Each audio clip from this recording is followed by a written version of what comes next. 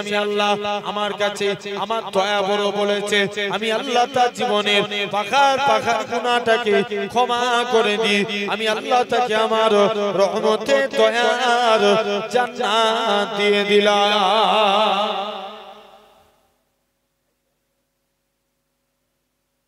জেনে রেখে দেন ভাইরা আব্বারা তরুণেরা তথাপিও আজ আমি সেই সুন্দর নবিয়ানা মাহফিল জান্নাতের বাগানে বসেছি। আসেন আমরা নবীকে চিনব, বলেন ইনশাআল্লাহ।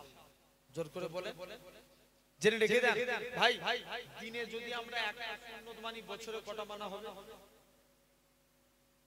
365টা দিন ছেড়ে দেন, মাসে একটা মানবেন, বছরে 12টা। তাহলে নবীকে মানতে গেলে নবীর সুন্নতকে ভালোবাসতে হবে। কাকে? নবীর সুন্নাত। আল্লাহ নবী বলেন মান হাব্বা সুন্নতি, যে আমার সুন্নাতকে ভালোবাসলো ফাকাদ আহাব্বানি, সে যেন আমি নবী আমাকে ভালোবেসে নেবে। জোরে বলবেন না, ওমান আহাব্বানি, যে আমাকে ভালোবাসলো কানা মাই ফিল জান্নাত, আমি রাসূল কথা দিলাম তাকে জান্নাতে না নিয়ে যে আল্লাহর দয়ার জান্নাতে আমি নবী যাব না। জোরে বললেন না, তাহলে সেই নবী অন্তর দিয়ে দেখেন যারা মহব্বত করেছিল। দেখেন ইমাম ইহুদির এক পণ্ডিত আলেম সমাজকে 4টে প্রশ্ন করেছিল। কটা? এক নাম্বার, বলো তো তোমার আল্লাহ বর্তমানে কি করে? আল্লাহ কি করে? তোমার আল্লাহর আগে কে আছে? আল্লাহর আগে কে আছে? তোমার আল্লাহ একা তামাম পৃথিবীকে কেমন করে কন্ট্রোল করে? তোমাদের নবী যে মিরাজে গিয়েছিল, প্রথম আসমান ভেদ করে আরশে মুআল্লায় গিয়েছিল। প্রথম আসমানের কোন গেট ভেদ করে আরশে মুআল্লায় গিয়েছিল? কটা প্রশ্ন হলো? 4টে। কেউ উত্তর দিতে পারে না। ইমামে আজম বলছে হুজুরের বয়স ছিল 13 বছর। 13 বছর। কেউ উত্তর দিতে পারে না। ইমামে আজম উত্তর দেয়, বলছে আমি উত্তর দেব। বলছে তুমি উত্তর দিতে পারবে? বলছে হ্যাঁ। চলে গেলেন, বলছে বলো তো যিনি প্রশ্ন করে তিনি বড় না যিনি উত্তর দেন তিনি বড়? যিনি উত্তর দেন, যে উত্তর দেন তিনি বড়। ইমাম আজম বলে যেহেতু আমি উত্তর দেব তাই সিংহাসনে বসবো আমি, তুমি জমিনায় বসো। ইহুদি পণ্ডিত বলছে ঠিক আছে। ইমামে আজম সিংহাসনে বসে গেলেন, ইহুদির পণ্ডিতটা জমিনায় বসে গেলেন। বলছে ইহুদির পণ্ডিত প্রশ্ন করছে বলো তোমার আল্লাহ বর্তমানে কি করে? ইমামে আজম উত্তর দিচ্ছে আমার আল্লাহ তোর মতন বেকুবকে সিংহাসন থেকে নামিয়ে জমিনায় বসিয়ে দিয়েছে। একটা প্রশ্নের উত্তর দিয়ে দিল। নেক্সট বলো তোমার আল্লাহর আগে কে আছে? আল্লাহ আগে কে আছে? মুসলমান ঘরের ছেলে মেয়েরা, বাবা তরুণেরা, এই নবীর প্রেমিকেরা, আল্লাহ পাকের ওলি হযরত ইমামে আজম আবু হানিফা রাহমাতুল্লাহ আলাইহি হুজুর আমার কি জানিয়েছিলেন, হুজুর আমার কি বলে দিয়েছিলেন? চলো চলো চলো তোমরা 1 থেকে 10 পর্যন্ত গুনো। 1 থেকে 10 পর্যন্ত গুনাহ হলো। বলা হয় এবার তোমরা রিটার্ন ব্যাকে ফিরে আসো। বলা হয় 10 এর পর হয় 9, 9 এর পর 8, 8 এর পর 7, 7 এর পর 6, 6 এর পর 5, 5 এর পর 4, 4 এর পর 3, 3 এর পর 2, 2 এর পর 1, 1 এর পর 0। যেমন 0 এর আগে কেউ থাকতে পারে না, অনুরূপ ভাবে ইমামে আজম বলে যেমন 0 এর আগে কেউ থাকতে পারে না, অনুরূপ ভাবে আমার আল্লাহর আগেও কেউ থাকতে পারে না। ও যুবকেরা, কোন ইমামে আজমকে 3 নাম্বার প্রশ্ন করা হলো, বলো তো দেখি তোমার আল্লাহ একা তাম পৃথিবীকে কেমন করে কন্ট্রোল করে? ইমামে আজম বলে চলো চলো চলো তোমরা আমাকে একটা বাড়িতে নিয়ে চলো। গোটা বাড়ির দরজা জানালা সব বন্ধ করে দিলেন। ইমামে আজম বলে এবার চলো তোমরা আমাকে একখানা বাড়িতে নিয়ে যাই। গোটা বাড়ির দরজা জানালা সব বন্ধ হয়ে গেল। ইমামে আজম মাঝখানে একটা মশাল জ্বালিয়ে দিলেন। একটা মশালের আলো গোটা বাড়িটাকে আলোকিত করে দেয়। ও যুবকেরা ইমামে আজম বলেন একটা মশালের আলো যেমন গোটা বাড়িটাকে আলোকিত করতে পারে অনুরূপ ভাবে আমার আল্লাহ ইচ্ছা করলে তাম পৃথিবীকে কন্ট্রোল করে দেয়। ও যুবকেরা ও নবীর প্রেমিকেরা কোন ইমামে আজমের কথা বলি আল্লাহ পাকের ওলি ইমামে আজম একদিন এক বুড়িমা বলে ও ইমামে আজম বলো তো দেখি তোমার দাড়ির দাম বেশি না আমার ছাগলের দাড়ির দাম বেশি? ইমামে আজম বলে বুড়িমা এর উত্তর আমি পরে দিয়ে দেব। ইমামে আজম চলে গেলেন। হঠাৎ করে কিছুদিন পরে খবর আসলো 150 হিজরিতে আল্লাহ পাকের ওলি চার ইমামের এক ইমাম ইমামে আজম আবু হানিফা রাহমাতুল্লাহ আলাইহি হুজুর আমার ইন্তেকাল হয়ে গেলেন। হুজুরের লাশকে খাটিয়ায় করে নিয়ে যায়। বুড়িমা বলে ও ইমামে আজম বলো তো দেখি তোমার দাড়ির দাম বেশি না? ও ইমামে আজমের ভক্তরা আমরা ইমামে আজমের লাশটাকে খাটিয়ায় করে নিয়ে যেতে দেব না, কেননা ইমামে আজম আমার একটা উত্তর দিয়ে যাক তবে আমি লাশ নিয়ে যেতে দেব। ইমামে আজমের লাশকে লক্ষ্য করে বুড়িমা প্রশ্ন করে ও ইমামে আজম বলো তো দেখি তোমার দাড়ির দাম বেশি না ছাগলের দাড়ির দাম বেশি? ও যুবকেরা ও বামনের মানুষেরা আল্লাহ পাকের ওলি ইমামে আজমের লাশের ভিতর থেকে আওয়াজ আসে ও ইমামে আজম বলে ও বুড়িমা তোমার ছাগলের থেকেও আমি ইমামে আজম আমার দাড়ির দাম খানা অনেক বেশি, কেন তুমি এটা তো প্রথমেই বলতে পারতে? ইমামে আজম বলে বুড়িমা তখন আমি মনে মনে ভাবলাম আমার মরণটা যদি ইমানের সঙ্গে নসিব না হয় আমার দাড়ি নামাজ রোজা কোনো কাজে লাগবে না, এই জন্য আমার আল্লাহ পাক আমার মরণটা ইমানের সঙ্গে নসিব করেছে, এই জন্য আমার দাড়ির দাম বেশি। সেই ইমামে আজমকে চতুর্থ নম্বর প্রশ্ন করা হলো তোমাদের নবী যে মিরাজে গিয়েছিল প্রথম আসমান ভেদ করে আরশে মুআল্লায় গিয়েছিল, প্রথম আসমানের কোন গেট ভেদ করে আরশে মুআল্লায় গিয়েছিল? ইমামে আজম বলে বুড়িমা শুনে রেখে দাও।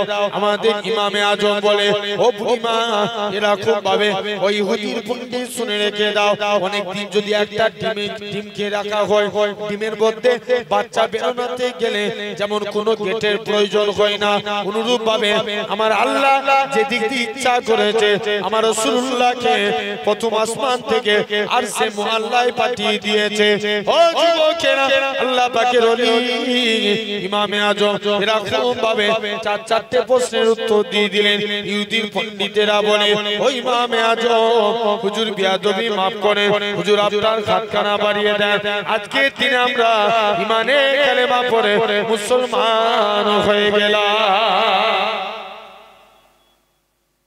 তাহলে আজ আপনাকে আমাকেও ভাবা লাগবে সোনার ভাইরা, তাহলে চিন্তা করে দেখেন আজকে সেই নবিয়ানা মাহফিলে বসেছি, তাহলে ইনারা নবী চিনেছিলেন দেখেন আল্লাহর নবীর একজন সাহাবী যিনার নাম ছিল হযরতে সাদ, সাদ খুব কালো রঙের দেখতে ছিলেন। কি রঙের? কালো রঙের। নবীর কাছে একদিন যে বলছে হুজুর আজকের দিনে আপনার কাছে এসেছি হুজুর বিয়াদবি maaf করেন, আমি কি আল্লাহর জান্নাতে যেতে পারবো না? আল্লাহ নবী বলছে কে বলেছে বাবা? তুমি যদি ঈমান নিয়ে মরতে পারো অবশ্যই তুমি আল্লাহর জান্নাতি হবে। জোরে বলবে না ভাই? মরতে গেলে ঈমান হালতে মরতে হবে, বলেন ইনশাআল্লাহ, ঠিক কি না?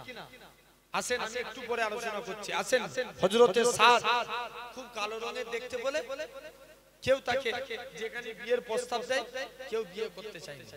নবীর কাছে মন খারাপ, হুজুর কালো বলে ওই জন্য ভেবেছি হয়তো জান্নাতেও যেতে পারবো না, কেউ আমাকে বিয়ে করতে চায় না। তো আল্লাহ নবী বলছে এই ব্যাপার, নবী একটা চিঠি লিখে দিলেন। আমি এটা পড়েছিলাম তানবিয়াহুল গাফিলিন কিতাব থেকে, এই হাদিস শরীফ জেনে রেখে দেন। আপনার হযরতে সাদ চিঠিটা নিয়ে অমুক জায়গায় একজনের বাড়িতে চলে যাও। মেয়ের বাড়িতে গেলে ইসলামী শরিয়াতের নিয়ম কারো বাড়িতে গেলে তিনবার হযরতে সাদ যে তিনবার সালাম দেয় আসসালামু আলাইকুম, সালামের উত্তর আসলো, সাদ জবাব দিচ্ছে কি ব্যাপার? মেয়ের বাবা বলছে কি ব্যাপার হুজুর আল্লাহর নবী পাঠিয়েছে আপনাদের কন্যার সঙ্গে আল্লাহ নবী আমার বিবাহ দিয়েছে। মেয়ের বাপ বলছে মাথা খারাপ, তুমি এত কালো কুৎসিত লোক, তোমার সঙ্গে আমার মেয়ের বিয়ে দেব? ইম্পসিবল, ইমানা যাবে না, পালাও। হযরতে সাদ কে তাড়িয়ে দিয়েছে। মনটা খারাপ, মন খারাপ করে নবীর দরবারে এসে হাজির। মেয়েটা এখন জিজ্ঞেস করছে, আব্বা ওই কালো রঙের ব্যক্তিটা কি জন্য এসেছিল? মেয়ের বাপ তখন বলে, মারে ওই কালো রঙের ব্যক্তিটা তোমাকে বিয়ে করতে এসেছে, ওকে নাকি আল্লাহ নবী পাঠিয়েছে।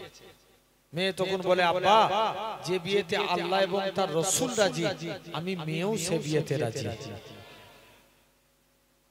মেয়ে যখন এই কথা বলে দিয়েছে, এখন মেয়ে বলছে যাও, চলে গেছে। মেয়ের বাপ এখন বলছে, আব্বা যে বিয়েতে আল্লাহ এবং তার রাসূল রাজি, আমি মেয়েও তো সে বিয়েতে রাজি। মেয়ের বাপ আস্তে আস্তে করে এখন নবীর দরবারে এসে হাজির। হুজুর বিয়াদবি maaf করেন, আমি বুঝতে পারিনি সাদকে তাড়িয়ে দিয়েছি। হুজুর আজকের দিনে আপনার সাদের সঙ্গে আমার কন্যার বিবাহ দিয়ে দিলাম। জোরে বললেন না? আল্লাহ নবী বিয়েতে দিন মোহর ধার্য হয় না? সাদের বিয়েতে 400 দিরহাম মোহর ধার্য হলো। 400 দিরহাম। হযরতে সাদ মনে মনে চিন্তা করছে, ইয়া রাসূলুল্লাহ, হাবিবাল্লাহ, হুজুর বিয়াদবি maaf করেন, হুজুর আজকের দিনে আপনার কাছে এসেছি, হুজুর বিয়াদবি maaf করেন, আপনার সাদকে আমি তাড়িয়ে দিয়েছি, হুজুর জান। সাদ বলছে, হুজুর আমি তো বিয়ে করব, কিন্তু দিন মোহর আদায় করব, আমার কাছে আদায় করার মতন টাকা নাই, কি করব? আল্লাহ নবী বলছে, এই ব্যাপার, চলে যাও আমার জুন্নুরাইন উসমান গনির কাছে যাও। কোন উসমান গনি? এক সাহাবী, দুইটা সমস্যা ছিল। কটা? দুইটা। মেয়ের বিয়ে দিবে, দেখবেন আমার সমাজ এলাকাতেও হয়, মেয়ের বিয়ের পরে মেয়েরা হাতে চুড়ি পরে না? আরবের সিস্টেম দেখবেন, যারা বিধবা নারী হাতে চুড়ি পরে, কথা কথা নাক ছাবি কি করে দেয়? খুলে দেয়, ফেলে দেয়। স্বামী মরে যাওয়ার সাথে সাথে তাদের হাত থেকে চুড়ি ভেঙে দেয়া। তো আরবেরও সিস্টেম ছিল, যারা বিধবা নারী তারা গায়ে আতর মাখতে পারবে না, আতর মাখতে পারবে না। আর রাসূলুল্লাহ আব্বা আব্দুল্লাহ ইন্তেকাল হয়েছে। আব্দুল মুত্তালিব খবর পাচ্ছে, আমিনার শরীর দিয়ে এমন খুশবু বেরোয়, গোটা মক্কার জমিনে ছড়িয়ে যায়। জোরে বলবে না? সবাই মিলে যে বলছে আব্দুল মুত্তালিব, আর আব্দুল মুত্তালিবের স্ত্রী যে বলছে, আমিনা তুমি কোথা থেকে খুশবু পাও? আমিনা বলে, আব্বা এটা আমার খুশবু না, আমার পেটেরটা খুশবু। আমি আমিনা যখন বাড়ি থেকে বের হই, আকাশের মেঘগুলো ছায়া করে নিয়ে যায়।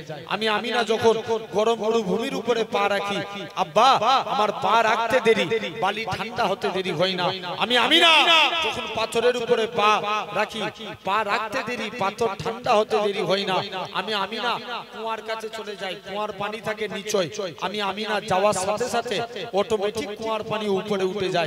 মক্কার মেয়েরা বলে, আমিনা তুই কুয়ার কাছে চলে যাস না, চলে গেলে কুয়ার পানি নিচয় নেমে চলে যাবে। আব্বা শুধু তাই নয়, যেদিন থেকে আমার পেটে বাচ্চা আসে, ঘরের দেয়ালগুলো আমায় সালাম দেয়, মা আমিনা তুঝে সালাম। জোরে বলে। আরবের সিস্টেম বিধবা নারীরা আতর মাখত, আর আমার এলাকার সিস্টেম বিবাহ এই আতর মাখতে পারতো না, আর বিবাহিত নারীরা আতর মাখত। আমার এলাকাতেও সিস্টেম, বিবাহিত নারীরা হাতে কি করে? চুড়ি পরে।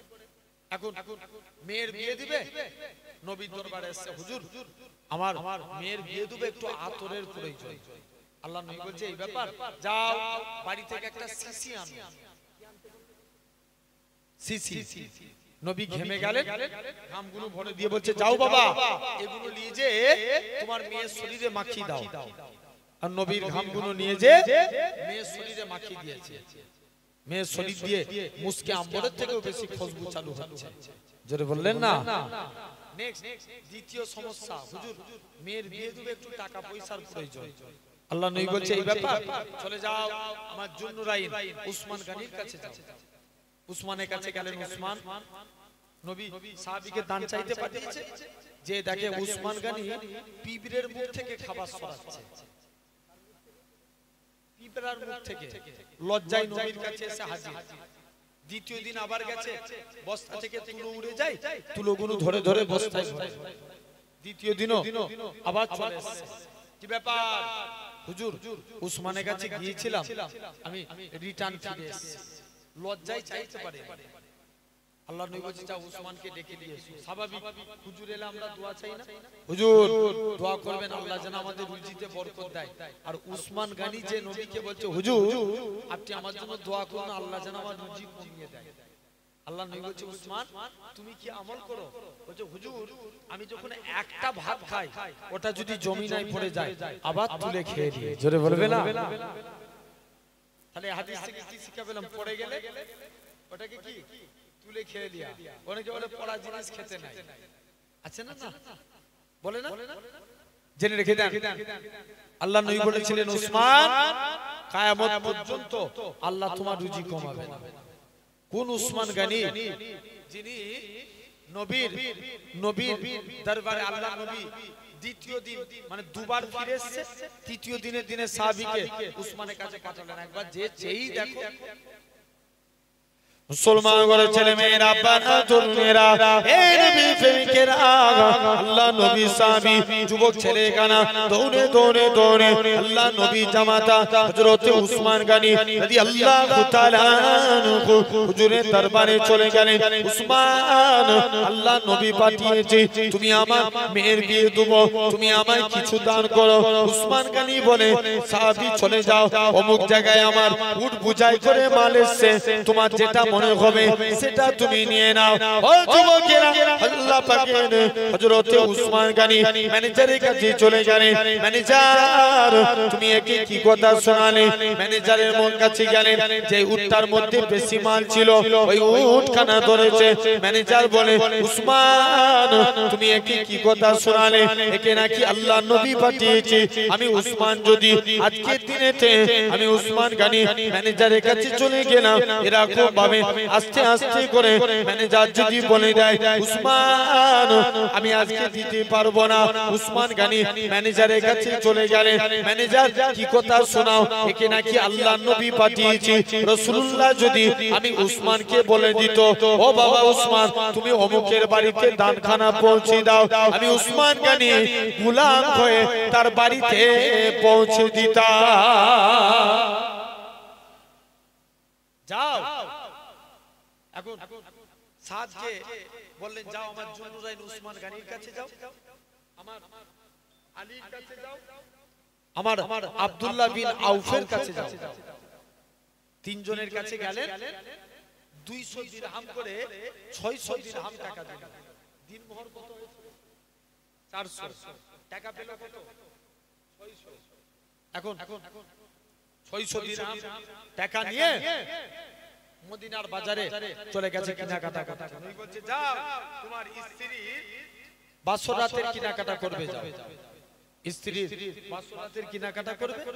কে জানে একজন জিহাদ ঘোষণাকারী ঘোষণা করছে কে আছো চলো ইসলামের স্বার্থে, আল্লাহর স্বার্থে, কুরআনের স্বার্থে, দ্বীনের স্বার্থে জিহাদের ময়দানে চলো। সবাই মিলে আস্তে আস্তে করে জিহাদের ময়দানে চলে গেল। বলছে সাত স্ত্রী মনে মনে করছে আল্লাহ আমার কাছে আমার নবী আগে না স্ত্রী আগে? নবী আগে। এই যে আমি পূর্বে একটা হাদিস বললাম লা ইউমিনু আহাদুকুম, তোমরা ততক্ষণ পর্যন্ত প্রকৃত মুমিন হতে পারবে না হাত্তা আকুনা আহাব্বা ইলাইহি, যতক্ষণ পর্যন্ত আমি তোমাদের কাছে ফেভারিট না হই, প্রিয় না হই, মিউ ওয়ালিদিহি তোমাদের মা-বাপ, ওয়া ওয়ালাদিহি তোমাদের সন্তান সন্ততি, ওয়ান নাস আজমাইন সর্বাপেক্ষা আমি নবী যদি প্রিয় না হই তোমরা প্রকৃত মুমিন হতে পারবে না। এখন চলে গেলেন, যাই যে বলছে আমার কাছে তো আমার স্ত্রীর থেকে আমার নবী আগে। স্ত্রীর বাসরাতের কেনাকাটা বাদ দিয়ে যুদ্ধের সরঞ্জাম কিনতে লাগলেন, জিহাদের ময়দানে চলে গেলেন। কালো পাছা দেখে নবী চিনতে পেরে গেল, বাবা তুমি কি সাদ? জি ইয়া রাসূলুল্লাহ আমি সাদ। বাবা তুমি স্ত্রীর বাসরাতে যাও না? বলছে হুজুর কি বলবো, আপনার প্রেমে আপনার মহব্বতে আল্লাহকে খুশি করার জন্য আমি জিহাদের ময়দানে চলে এসেছি।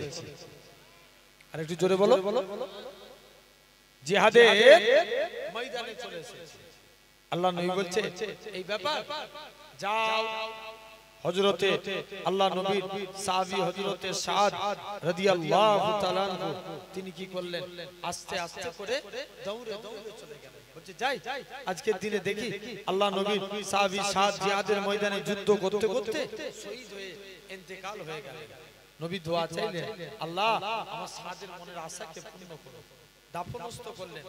নবী একবার কবরের দিকে তাকিয়ে কাঁদছেন, আবার লজ্জার সহিত মুখটাকে ঘুরিয়ে ফেললেন। সাহাবা হুজুররা জানতে চাইল, ইয়া রাসূলুল্লাহ আপনার এই কান্না এবং হাসির কারণটা একটু জানতে চাই।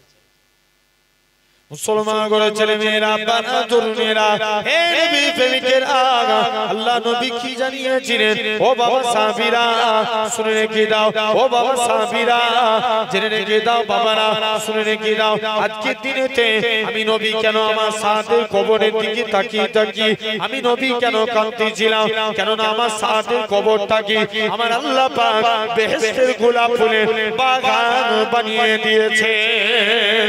তবে ইয়া রাসূলুল্লাহ হাবিবাল্লাহ হুজুর আপনি কেন লজ্জার সহিত মুখটাকে ঘুরিয়ে কেন আপনি আসতেছিলেন? আল্লাহ নবী বলে, ও বাবা সাহাবীরা কেন না আমার সাদ কালো বলে দুনিয়ার কোন মেয়ে আমার সাদকে বিয়ে করতে চাইতো না। কেন না হযরতে বিলাল ছিল কালো, বিলাল কালো বলে সাহাবা হুজুরা বিলালের সঙ্গে মুসাফা করত না, মুআনাকা করত না। হযরতে বিলালের অন্তরে দুঃখ হতো, আল্লাহ আপনি আমায় কালো করেছেন বলে কেউ আমার সঙ্গে মুসাফা করে না, কেউ মুআনাকা করে না। ও যুবকেরা, ও বাগানের মানুষেরা, আল্লাহ নবী সাহাবী হযরত বিলাল রাদিয়াল্লাহু তাআলা আনহু হুজুর আমার দৌড়ে দৌড়ে আল্লাহ নবী কাছে গেলেন, ইয়া রাসূলুল্লাহ, ইয়া রাসূলুল্লাহ। আল্লাহ নবী বললেন, ও বাবা বিলাল তুমি কি জন্য কাঁদো? ও বাবা বিলাল তোমার কি ব্যাপার বলো? হযরত বিলাল বলে, কেউ আমার সঙ্গে মুসাফা করে না। আল্লাহ নবী বলে, বাবা বিলাল তুমি আজকের দিনে চলে যাও, একখানা খুরমা নিয়ে আসো। হযরত বিলাল একখানা খুরমা নিয়ে আসলেন। আল্লাহ নবী বলে, ও বাবা বিলাল চলে যাও, চলে যাও, ওই খুরমা খানা অর্ধেক খুরমা তুমি খাও, বাকি অর্ধেক খুরমা খানা আমি নবী আমাকে দিয়ে দাও। হযরত বিলাল বাকি অর্ধেক খুরমা খানা আল্লাহ নবীকে দিয়ে দিলেন। আল্লাহ নবী বিলালের ঝুটা খানা খেয়ে বলে, ও বাবা বিলাল। হযরত বিলাল আল্লাহ নবী কদমে পড়ে যায়, ইয়া রাসূলুল্লাহ হাবিবাল্লাহ হুজুর আপনার গোলাম আমি, হুজুর আপনার ঝুটা আমি খাবো, হুজুর আপনি আমার ঝুটা খাবেন। না না না না, এটা মানা যাবে না, এটা মানা যাবে না। ও যুবকেরা, আল্লাহ নবী বিলালের ঝুটা খানা কি সাহাবাদিওকে প্রমাণ করে দিয়েছিল আমি রাসূলুল্লাহ আমার কালো বিলালকে কতটাই না মহব্বত করে থাকি। কোন বিলালের কথা বলি আমার রাসূলুল্লাহ হযরত বিলাল, কোন বিলালের কথা বলি আমার রাসূলুল্লাহ হযরত বিলাল উমাইয়ার কিনা গোলাম ছিল, বিলালকে আজাদ করে নিয়ে আসা হলো। বিলাল আজান দিত, কিছু এরকম ভাবে কিছু সাহাবীরা আল্লাহ নবীর দরবারে নালিশ করে, ইয়া রাসূলুল্লাহ হাবিবাল্লাহ বিলালকে আজান দেয়া থেকে বরখাস্ত করে দেন, কেননা বিলালের কণ্ঠস্বর জড়িয়ে যায়, বিলালের গলা জড়িয়ে যায়। আল্লাহ নবী বলে, ও বাবা সাহাবীরা ঠিক আছে। আল্লাহ নবী বিলালকে আজান দেয়া থেকে মানা করে দিলেন। পরের দিন বিলাল রাত্রে বাড়িতে চলে যায়, কারোর সঙ্গে কথা না বলে তাহাজ্জুদের টাইমে আমার আল্লাহর কাছে কেঁদে কেঁদে দোয়া চেয়েছিল, আল্লাহ পাক ওয়ালা দিয়ার মালিক তুমি, সম্মানের মালিক তুমি। আল্লাহ আজানের মধ্যে আশহাদু আন্না মুহাম্মাদুর রাসূলুল্লাহ সাল্লাল্লাহু আলাইহি সাল্লাম এটা যদি না বলতে পারি আমি বিলাল বুক ফেটে মারা যাব। পরের দিন ফজরের টাইম হয়ে যায়, মদিনার মসজিদে বিলাল আর আসে না, কে আজান খানা দিবে? আমার আল্লাহ পাক জিবরাইল আমিনকে পাঠিয়ে দিলেন, হে হযরত জিবরাইল চলে যাও, চলে যাও, আমার রাসূলুল্লাহকে জানিয়ে দাও ওই কালো বিলালের আজানটাকে আমি আল্লাহ পাক কবুল করে নিয়েছি। কোন বিলালের কথা বলি আমার রাসূলুল্লাহ হযরত বিলাল উমাইয়া এরকম ভাবে হযরত বিলাল কাবা শরীফে আল্লাহ নবী কাবাকে পুনর্নির্মাণ করলেন হযরত বিলালকে কাবার সাথে তুলে দিলেন হে হযরত বিলাল কাবার সাথে দুটি যাও কাবার সাথে দুটি আজান দাও হযরত বিলাল বলতে লাগি ইয়া রাসূলুল্লাহ হাবিবাল্লাহ কখনো মদিনা শরীফ থেকে কাবা থেকে মুখ করে আজান দিয়েছি কখনো বাইতুল মুকাদ্দাসের দিকে মুখ করে আজান দিয়েছি ইয়া রাসূলুল্লাহ হাবিবাল্লাহ হুজুর আজকে আপনি আমি বিলালকে কাবার সাথে তুলে দিয়েছেন আমি কোন দিকে ফিরে আজান দেব আমার রাসূলুল্লাহ কি বলেছিলেন হে হযরত বিলাল তুমি কি আমি নবী আমায় দেখতে পাচ্ছ না আমার দিকে ফিরে আজান দাও আমার রাসূলুল্লাহ কে আল্লাহ পাক কাবা বানিয়েছে আল্লাহ নবী বলছে বাবা আমি নবী কেন লজ্জার সহিত মুখটাকে ঘুরিয়ে নিয়েছিলাম কেন না আমার সাদ কালো বলে কোনো মেয়ে তাকে বিয়ে করতে চাইতো না কিন্তু আল্লাহ আমার সাদের কবরে অগণিত হুর নাজিল করে দিয়েছে ও কি মহব্বত দেখেন তাহলে আমরা নবীকে এই ধরনের ভালোবাসবো বলেন ইনশাআল্লাহ জোর করে বলে আসেন তাহলে আমরা যদি দিনে একটা সুন্নত মানি বছরে কত 12টা মাসে দিনে একটা মানলে বছরে 12টা হবে 365 আর মাসে একটা মানলে বছরে 12টা জেনে রেখে দেন মাসে একটা করে মানে আমরা দেখবেন অনেকে ভাত খায়